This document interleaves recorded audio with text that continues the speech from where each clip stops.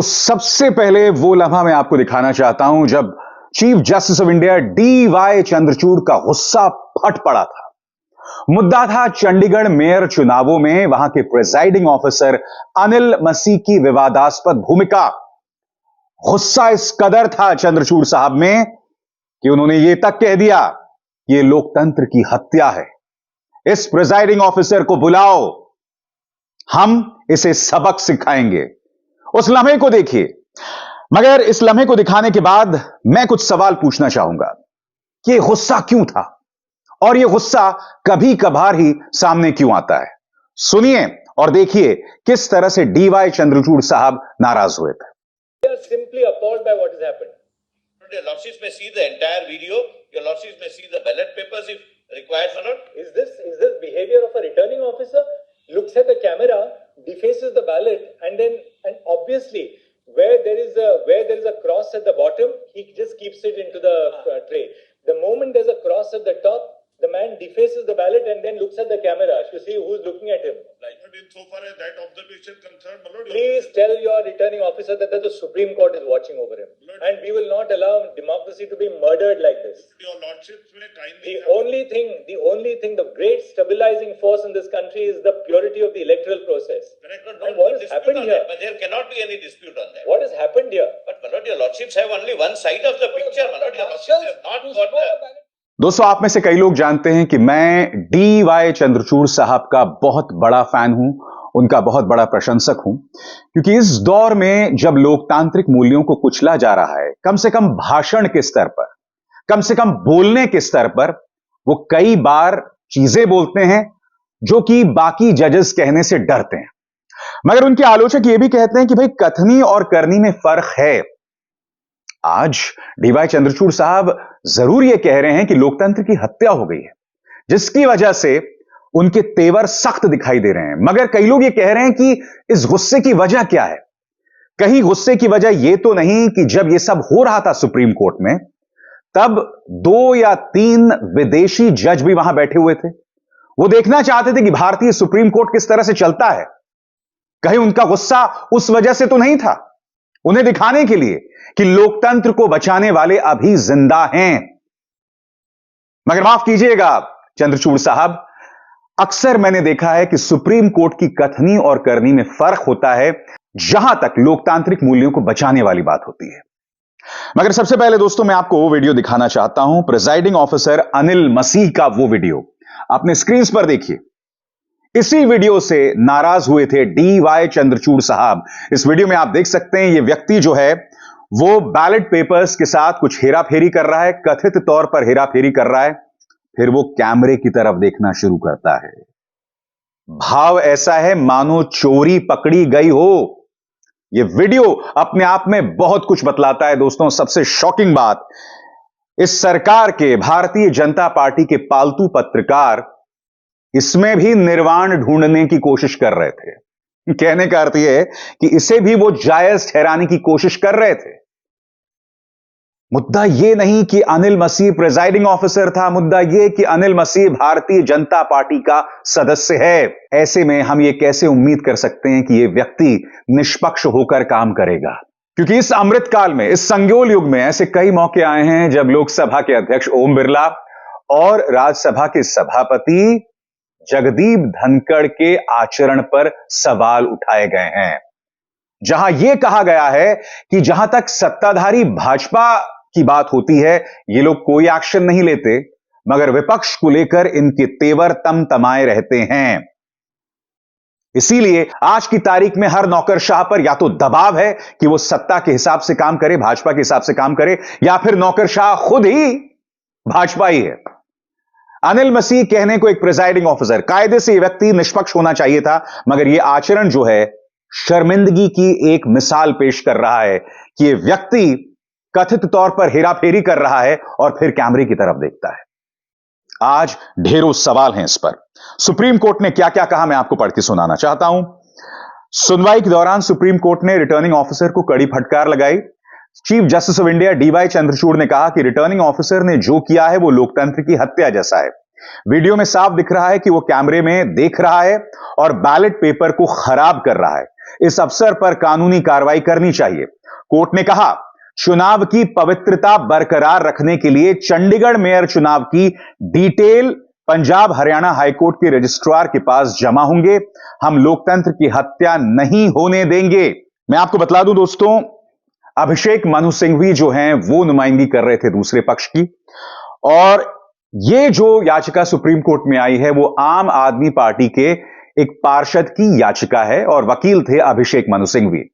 आप में से कई लोग जानते हैं कि आम आदमी पार्टी और कांग्रेस ने साझा उम्मीदवार उतारने का मन बना लिया था और दोनों के वोट मिलाकर 20 हो रहे थे, मगर अनिल मसीह जो कि रिटर्निंग ऑफिसर है और साथ साथ भाजपा का एक कार्यकर्ता भी है, वो रहस्यमय तरीके से 8 वोट्स को अवैध करार दे देता है। नतीजा, भाजपा चुनाव जीत जाती है। सुप्रीम कोर्ट अब यह कह रहा है कि अगर जरूरत पड़ी तो हम चुनाव दोबारा करवाएंगे और अनिल मसीह से कहा गया है कि आपको हाजिर होना होगा सुप्रीम कोर्ट के सामने। मगर अनिल मसीह तो एक बकरा है, एक प्यादा है। आपको यह सवाल पूछना पड़ेगा कि यह करवा कौन रहा है।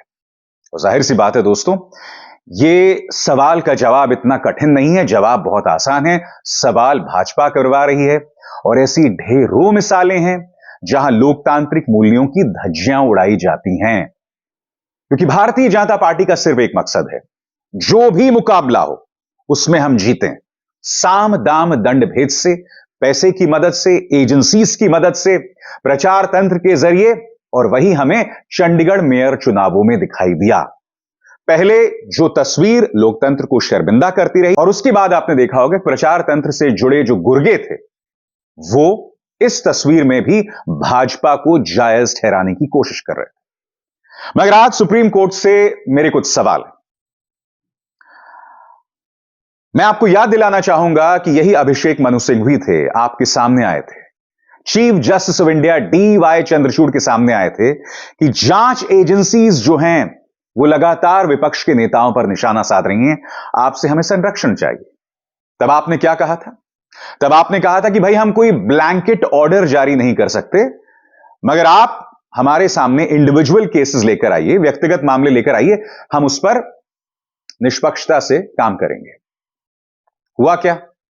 मनीष सिसोदिया, संजय सिंह और अब हेमंत सोरेन, इन सभी मामलों में जांच एजेंसीज का जो काम है वो बहुत लचर था, उनके सबूत बहुत कमजोर थे, मगर उनके पास प्रचार तंत्र था, जिसके चलते ये लोग जेल में बने हुए हैं।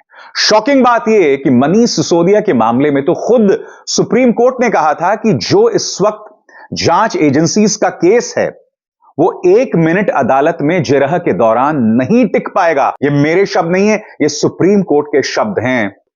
और होता क्या है ये आप जानते हैं। मनीष सिसोदिया अब भी जेल में है, उनकी बेल रिजेक्ट हो चुकी है। हेमंत सोरेन 8.5 एकड़ जमीन के आधार पर उन्हें जेल में डाल दिया गया है। वो लगातार कह रहे हैं, कल ही उन्होंने, आपको याद होगा, विधानसभा में विश्वास मत के दौरान कहा था कि मैं चुनौती देता हूं कि उस 8.5 एकड़ की जमीन से मेरा कोई लिंक आप साबित कर दीजिए। क्या जांच एजेंसीज के पास कोई लिंक है, कोई प्रमाण है? मैं दावे के साथ कह सकता हूं दोस्त कि मेरी यह भविष्यवाणी भी सही साबित होगी। कोई लिंक नहीं ढूंढ पाएंगे, क्योंकि हमने जांच एजेंसीज का रिकॉर्ड देखा है। मगर होता क्या है दोस्तों, जब विपक्ष के नेताओं की बारी आती है तब सुप्रीम कोर्ट का रवैया थोड़ा कड़ा हो जाता है, मगर जब सत्ता के चाटुकारों की बारी आती है तब सुप्रीम कोर्ट जो है नरमी से उन्हें राहत दे देता है। ये सवाल उठ रहे हैं, और क्यों उठ रहे हैं मैं आपको बताता हूं। कुछ चेहरों पर गौर कीजिए। अर्नब गोस्वामी, इनका मामला आया था सुप्रीम कोर्ट के सामने, त्वरित राहत मिल गई थी। न्यूज 18 का यह पत्रकार, इसका मामला आया था सुप्रीम कोर्ट के सामने, उन्हें भी राहत मिल गई थी। ईडी खुद गई थी, आर्टिकल 32 के अंतर्गत उन्हें राहत मिल गई थी। सवाल यह कि आखिर विपक्ष को राहत क्यों नहीं मिलती, और यह मुद्दा कल मैं अपने कार्यक्रम में उठा चुका हूं। सुप्रीम कोर्ट आज कह रहा है कि लोकतंत्र की हत्या हो रही है, मगर जब विपक्ष के नेताओं की बारी आती है तब आपके तेवर बदल जाते हैं। दोस्तों, आर्टिकल 14 के सौरव दास ने एक बहुत ही शानदार रिपोर्ट की थी। आप जानते हैं कौन सा केस किस जज के पास जाएगा, यह कौन फैसला करता है? Master of roster. और मास्टर ऑफ रोस्टर कौन है? Chief justice of India DY Chandrachud. दोस्तों, आर्टिकल 14 की इस खबर के मुताबिक तमाम जो राजनीतिक संवेदनशील मामले हैं, पॉलिटिकली सेंसिटिव मामले हैं, जो कि भाजपा के लिए बहुत जरूरी हैं, वो एक ही जज के पास जाते हैं, बेला त्रिवेदी। अब आप कहेंगे जस्टिस बेला त्रिवेदी का बैकग्राउंड क्या है? जस्टिस बेला त्रिवेदी जब नरेंद्र मोदी गुजरात के मुख्यमंत्री हुआ करते थे, उस वक्त लॉ सेक्रेटरी थी। ये गुजरात हाईकोर्ट से भी आई हैं। तमाम जो पॉलिटिकली सेंसिटिव केसेस हैं, सिर्फ इन्हीं के पास जाते हैं।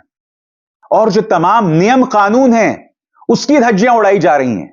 अब मैं आपको बताता हूं कि सुप्रीम कोर्ट का वो कौन सा नियम है जिसकी धज्जियां उड़ाई जा रही हैं, जिसके तहत तमाम जो राजनीतिक तौर पर संवेदनशील केसेस हैं, सिर्फ जस्टिस बेला त्रिवेदी के पास जाते हैं।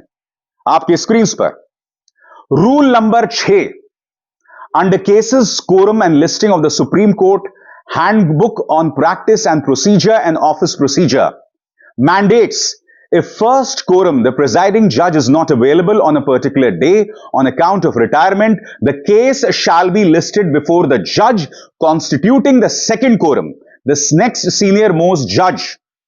And if the second quorum is not available, the case shall not be listed on that day. Rule number 6 ये कह रहा है कि एक मामले की सुनवाई उस अदालत का जो सबसे सीनियर जज है वो करेगा, और जब वो मौजूद नहीं है तो उसकी जगह जो दूसरे सीनियर जज हैं वो करेंगे। और अगर दोनों में से कोई भी मौजूद नहीं है तो मामला लिस्ट ही नहीं होगा। सौरव दास की इस रिपोर्ट के मुताबिक तमाम जो सुप्रीम कोर्ट के अपने हैंडबुक हैं, सुप्रीम कोर्ट के जो अपने नियम कानून हैं, उनकी धज्जियां उड़ाई जा रही हैं। सबसे बड़ी बात, तमाम पॉलिटिकली सेंसिटिव केसेस जस्टिस बेला त्रिवेदी के पास क्यों जाते हैं? यह देखिए, इस तारीख पर गौर कीजिए। 5 दिसंबर जस्टिस संजय किशन कौल की कोर्ट नंबर 2 में सुनवाई हो रही थी। किस मामले की सुनवाई हो रही थी? जजेस के ट्रांसफर के मामले में केंद्र सरकार की भूमिका पर। मगर होता क्या है दोस्तों, रहस्यमय तरीके से यह मामला एक दूसरी अदालत में भेज दिया जाता है।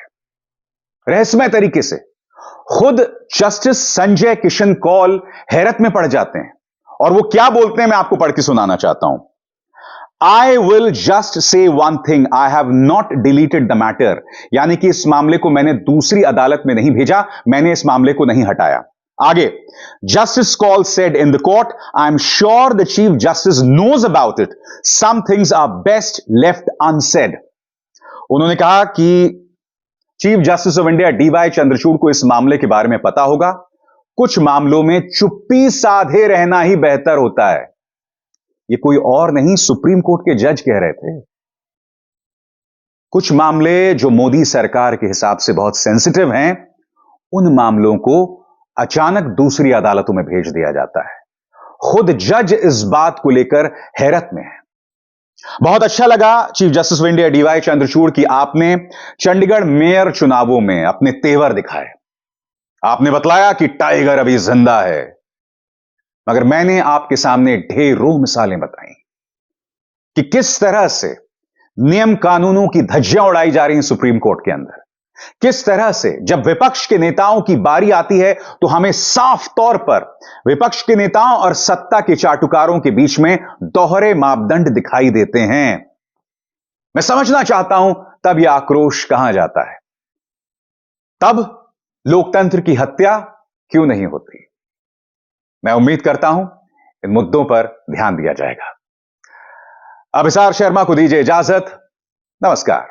स्वतंत्र और आजाद पत्रकारिता का समर्थन कीजिए, सच में मेरा साथी बनिए। बहुत आसान है दोस्तों, इस ज्वाइन बटन को दबाइए और आपके सामने आएंगे ये 3 विकल्प, इनमें से एक चुनिए और सच के इस सफर में मेरा साथी बनिए।